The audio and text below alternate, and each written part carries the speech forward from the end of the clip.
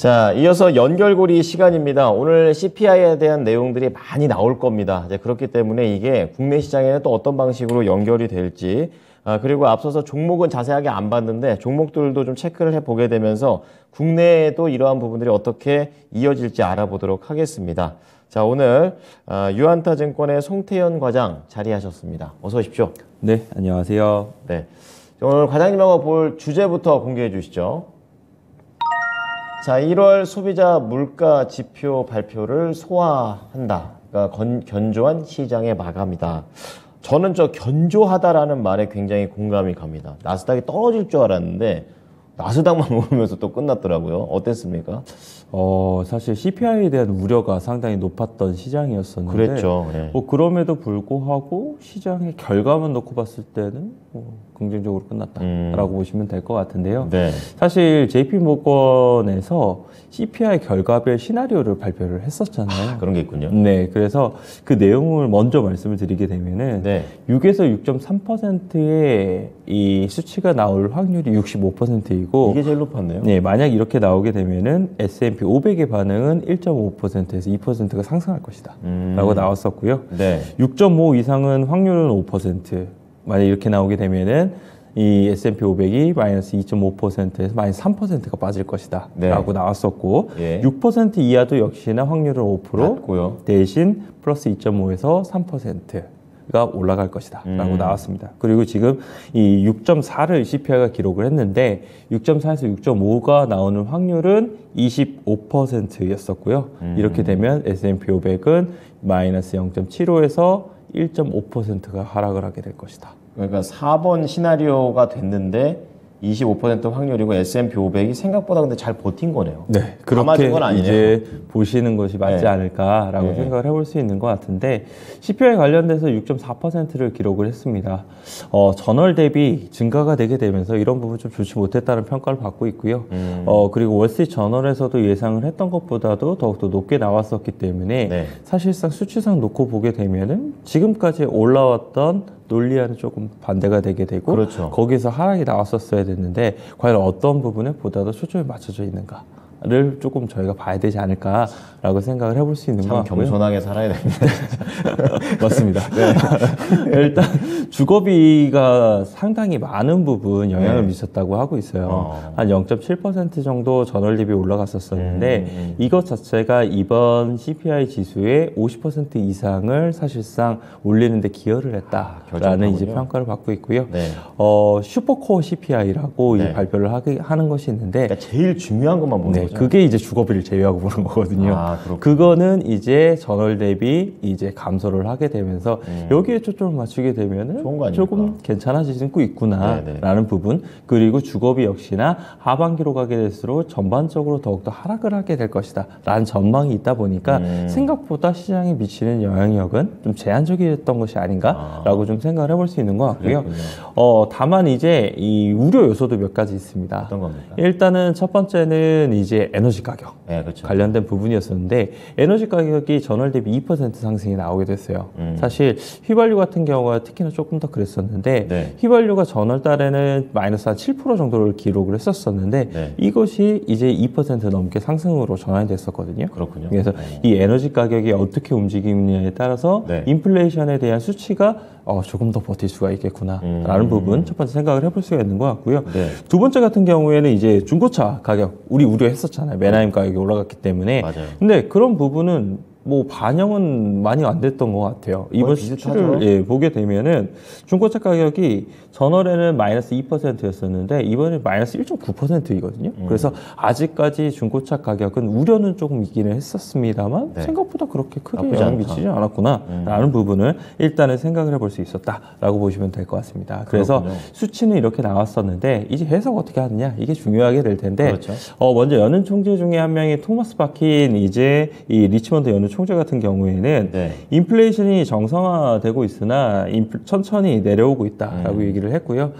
나는 우리가 원치 않을 수 있는 훨씬 더 많은 관성과 훨씬 더 많은 지속성이 있을 것을 생각한다. 이게 무슨 말이에요? 금리가 관성에 의해서 추가적으로 더 많이 올라갈 수가 있을 거고, 그리고 그 추가적으로 많이 올라간 금리가 더 오래 지속될 수 있을 거다. 라는 부분을 의미를 한다라고 보시면 될 것 같아요. 부담 요인이군요. 네, 이 통화 정책 관련돼서 고금리 통화 정책이 더욱더 예상했던 것도 위, 그리고 더 길게 간다. 요거를 봤다라고 보시면 될 것 같고요.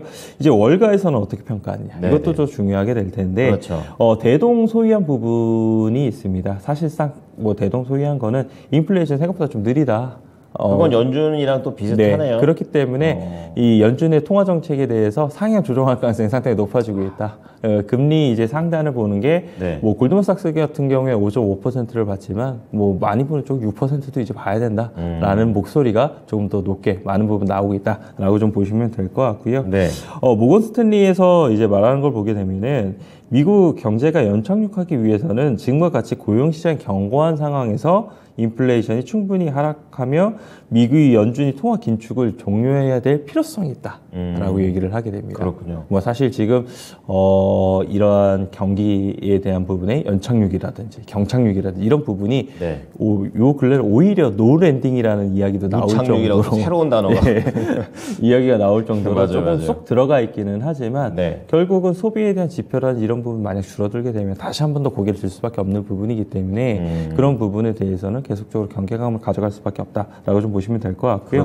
모건 스탠리가 추가적으로 고용 시장 동향과 통화 정책 동향이 언제 변화하는지가 2023년 금융시장을 좌지우지를 하게 될 것이다. 포인트군요. 네, 라고 이야기를 하고 있습니다. 그래서 우리의 방향성 자체는 이런 부분을 계속적으로 체크할 필요가 있다라고 보시면 될 것 같고요. 이제 금리 관련돼서 좀 보게 되면은 많이 올랐나요? 뭐 10년물, 2년물 다 같이 올랐다라고 보시면 될 것 같고요. 미국 6개월물 국채 수익률이 장중에 5%를 넘는 모습을 보였어요. 6개월물은 10년, 그러니까 2년물보다 더 단기물이죠. 네, 더 단기죠. 그렇게 되다 보니까 아무래도 6개월 내에 금리가 더욱더 올라갈 거다라고 이제 사람들이 생각을 더 많이 하고 있다라고 보시면 될 것 같고요. 이 수치 자체가 2007년 7월 이후에 최고치를 기록을 했다는 것은 금리에 대한 부분도 계속적으로 언제든지 올라간다. 우리 시장에 안 좋은 영향을 미칠 수 있는 부분은 계속 도사리고 있는 부분이다. 그래서 만약 여기서 큰 폭으로 다시 한 번 더 뛰는 현상이 발생을 하게 되면은 당연히 나스닥을 중심으로는 조금 안 좋은 흐름이 나올 수도 있다는 부분은 계속 염두를 해 두실 필요는 있다라고 보시면 될 것 같습니다. 네. 자, CPI에 대해서 다 분석을 해 드렸습니다.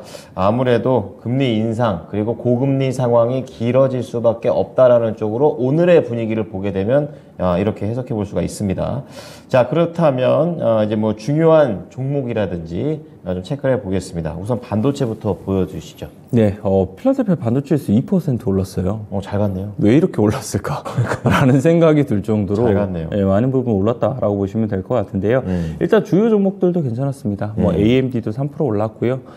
마이크론 테크놀로지도 한 3% 정도 올랐었는데 엔비디아의 내용이 나온 것을 보게 되면 좀 흥미로운 부분이 더욱더 많아지고 있는 것이 아닌가라고 생각을 해볼 수 있는 것 같아요. 강하게 갔더라고요. 이 엔비디아가 5% 넘게 이제 상승을 했는데 이제 22일 날 실적 발표를 하게 될 거고 얼마 안 남았군요. 거기서 이제 어떤 내용이 나올 것인가. 그렇죠. 이것이 보다 더 기초가 주목이 되고 있는데 이 뱅크 오브 아메리카에서는 AI 시장이 계속적으로 각광을 받고 있는데 이런 AI 이 기술의 중심에는 이 인공지능 학습이라는 방대한 과정을 처리하게 되는 엔비디아의 솔루션이 존재하게 된다. 그럼 반드시 필요하겠네요. 뭐 연산하기 위해서는 GPU 필요하잖아요. 그렇죠. 그렇기 때문에 GPU가 더 많이 쓰일 거다라는 부분을 얘기를 한 거였었고요. 챗 GPT의 이 수혜가 무엇이니? 라고 물어봤을 때도 엔비디아를 대답을 했던 만큼 뭐 그런 부분에서도 일단 일맥상통한 부분이 있을 수 있다라고 이야기를 할 수 있는 것 같습니다. 물어보니까. 그리고 이제 젠 AI는 이제 엔비디아 반도체 가속 장치의 총 유효 시장을 2027년도까지 크게 팽창을 시킬 것이다라고 얘기를 하고 있고요. 이 목표 주가를 215불에서 255불까지도 상향 조정을 한 만큼 이런 부분에 있어서 반도체 전반적으로 많은 부분 좋은 흐름이 나온 것이 아닌가라고 판단을 해볼 수 있는 것 같습니다. 그래서 국내 같은 경우에도 어제 반도체 관련된 섹터가 오랜만에 반등이 나왔었는데 추가적인 조금 반등을 기대를 해봐도 되지 않을까라고 생각을 해볼 수 있는 것 같고요. 국내에서도 보게 되면 AI 관련돼서 일단 먼저 많은 부분 주가 랠리가 나왔던 것은 이 디자인 하우스 관련된 이 업체들 오픈엣지 테크놀로지라든지 가온칩스라든지 코아시아라든지 뭐 어제는 어버브 반도체까지도 움직이게 되는 이런 부분이 상당히 있었다라고 보시면 될 것 같고요.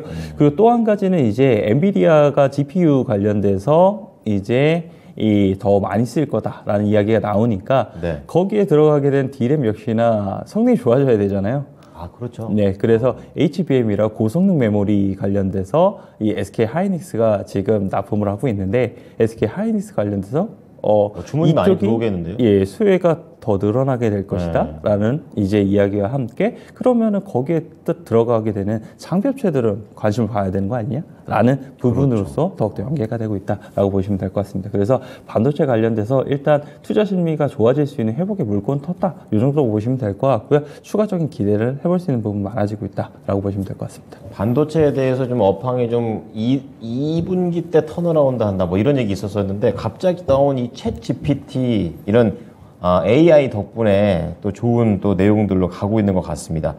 또 이날 또 봐야 될 나스닥 종목 중에서 테슬라입니다. 와, 7%나 또 갔어요. 왜 간 겁니까? 왜 갔을까요? 호재가 많았다고 하던데요. 호재는 마땅히 없었습니다. 사실은.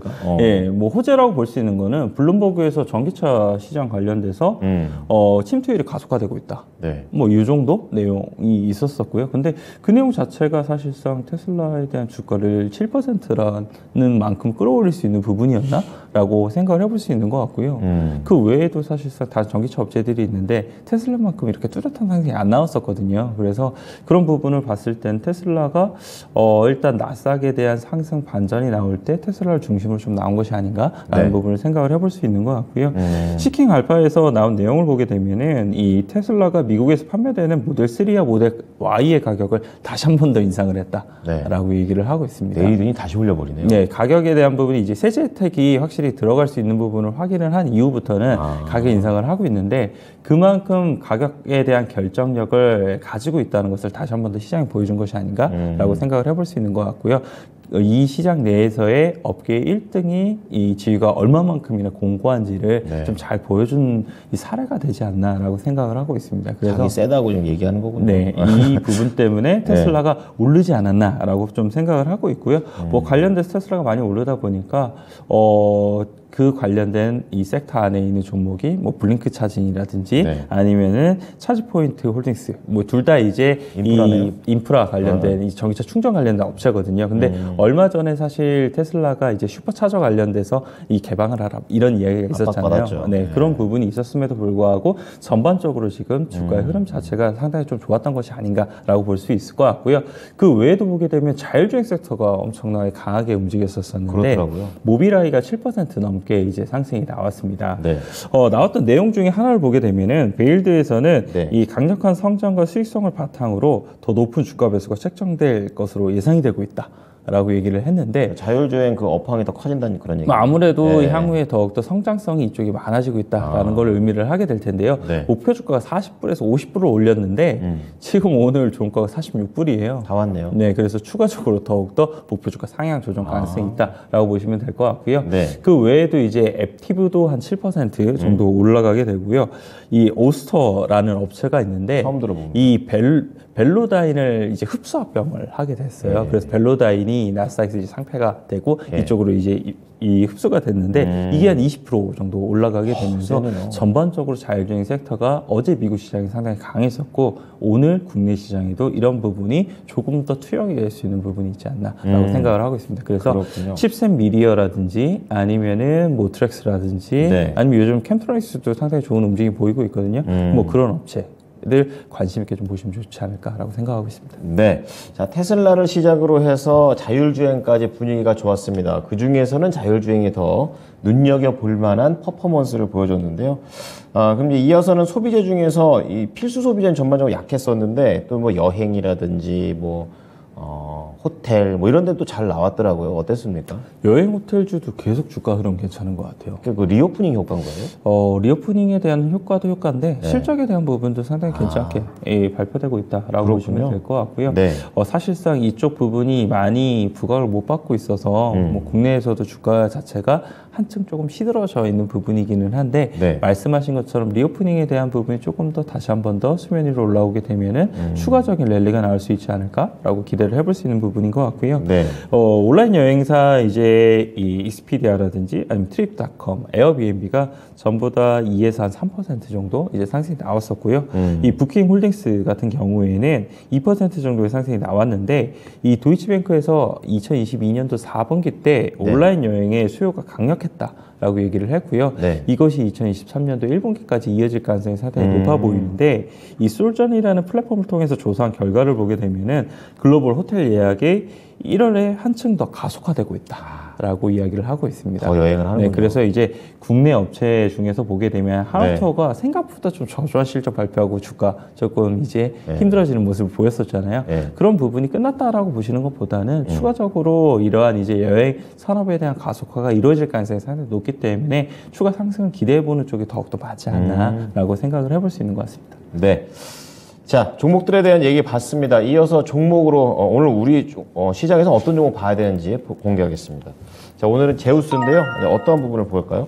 아까 엔비디아 말씀드렸잖아요. 바로 연결하시는군요. 네. 엔비디아 말씀드렸었고 거기에 납품을 하게 되는 GPU가 잘 되는데 그 GPU를 돌리기 위해서는 이제 HBM이라는 고성능 메모리가 필요하다. 그 고성능 메모리를 이제 이 수혜가 예상이 되고 있는데 거기에 장비를 넣고 있는 기업들이 좋지 않겠느냐. 이러한 맞네요. 이제 논리로 갖고 왔다라고 보시면 될 것 같고요. 네. 사실 대표적인 업체는 한미반도체예요. 네. 한미반도체가 사실 주가가 엄청나게 많은 부분 올라갔었는데 어제 단기 고점이 조금 나오는 현상이 나오고 있었었고요. 그 외에 이제 이 이야기가 없었던 종목들이 상승이 나오는 이 흐름들이 있었었는데 제우스라든지 이오테크닉스, 테스 뭐 이런 기업이 다 해당이 된다라고 보시면 될 것 같고요. 제가 그중에 제우스를 가지고 온 이유를 보게 되면은 제우스 같은 경우에는 말씀을 드린 것처럼 그러한 이제 수요에 대한 기대감을 가지고 있다라는 부분이 첫 번째인 것 같고요.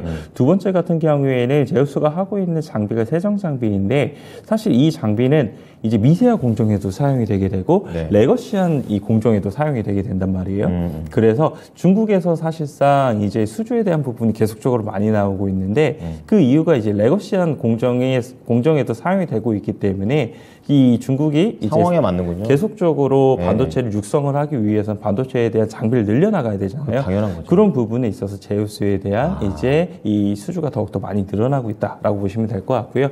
이러한 이제 추가적인 수주가 2년에서 3년 정도는 계속 이어질 걸로 예상이 되고 있기 때문에 그런 부분에서 실적적인 면이 일단 탄탄하다라고 보시면 될 것 같고요. 거기에 이제 아까 말씀을 드린 HBM 관련된 모멘텀이 붙고 또 하나의 모멘텀은 이제 로봇 관련된 겁니다. 이 로봇 관련돼서 이 협동 로봇 육축 관절 소형 로봇을 이제 이 상업화해서 진행 중이다라고 보시면 될 것 같은데요. 이 카페 중에서 커피에 반하다라는 이 기업의 지금 이 커피 관련된 로봇을 납품을 하고 있습니다. 그래서 그쪽으로 계속적으로 확대를 하는 부분이 있다라고 보시면 될 것 같고요. 그 외에도 보게 되면 이제 화장품이라든지 아니면 폐기물 처리 업체하고도 이 계약을 계속적으로 하고 있기 때문에 로봇 관련된 사업에서에 대한 매출액도 상당 부분 빠르게 성장을 하고 있다. 그렇게 되면은 이 반도체 장비에 대한 부분 그리고 로봇에 관련된 멀티에 관련된 모멘텀이 제우스에 가지고 있기 때문에 뭐 지금부터는 관심 있게 보셔야 되지 않을까라고 생각을 하고 있습니다. 네, 어제 7% 강세 떴습니다. 계속 자세히 보도록 하겠습니다. 감사합니다. 네, 감사합니다. 네, 유한타증권 송태현 과장이었습니다. 지금까지 투자 판단에 도움이 될 수 있는 정보를 제공해 드렸습니다. 하지만 특정 종목의 상승과 하락을 보장하지는 않으니까요. 참고해 주시기 바랍니다. 오늘도 성공 투자하십시오. 고맙습니다.